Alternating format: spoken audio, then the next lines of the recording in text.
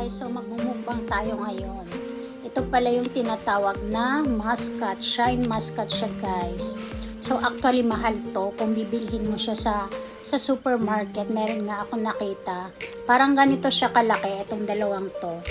Nasa dalawang lapad. So sa supermarket yung isang ganito nasa 2,000 yen something. Minsan 2,900 yen ganun. So nasa 1,000 plus ang isang ganito. Kung sa pesos 1,000 pesos plus. Pero eto, bigay lang to sa akin guys. Every year, may nagpapadala sa akin yung isang friend of mine na talagang lagi niya kaming pinapadalhan ng muscat grapes. Kasi doon sa lugar nila, ito talaga yung produkto doon, yung muscat, yung grapes. Talagang number one ang grapes sa kanila talaga. At talagang masarap to guys. Kasi kumbaga dito sa Japan, number one kumbaga producer ng grapes or muscat. Ito, variety pa to ng grapes. So, muscat yung tawag dito, shine muscat. Pag sinabing shine muscat, mahal to guys. So, hindi nga ako nagbibili minsan pag may nakikita ako sa grocery store. Kasi nga, ang mahal. So, 1,000 plus kung sa pesos ang isang ganito. So, mas lalo na yung mga ganitong klase ng grapes. Kasi nga, mahal to kasi galing pa ng Yamanashi-ken. So, alam yan ng mga taga Yamanashi-ken, di ba? So, eto, bigay lang to sa akin. Isang box to guys. So, magmumukbang tayo ngayon. So, ayan, umpisahan na natin ang ating mukbang. Shine muscat mukbang. So, ayan.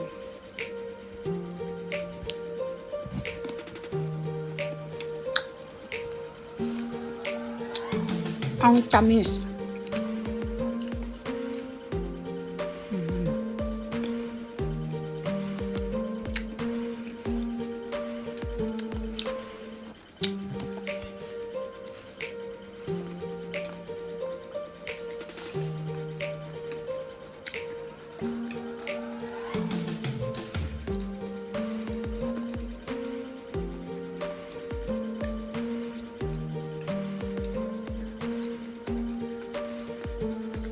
Paborito ko to. Sarap.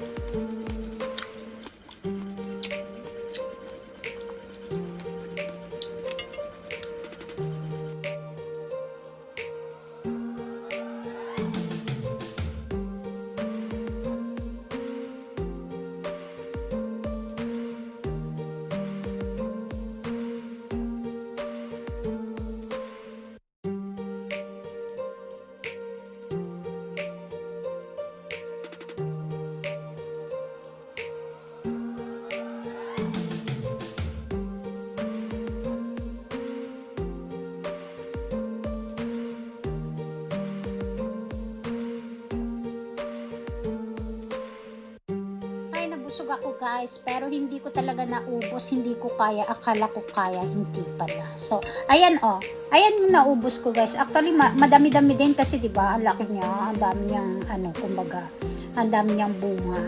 So, ayan guys, ayan lang yung naubos ko. Akala ko kaya, pero hindi pala. So, talagang mahirap mag-expect.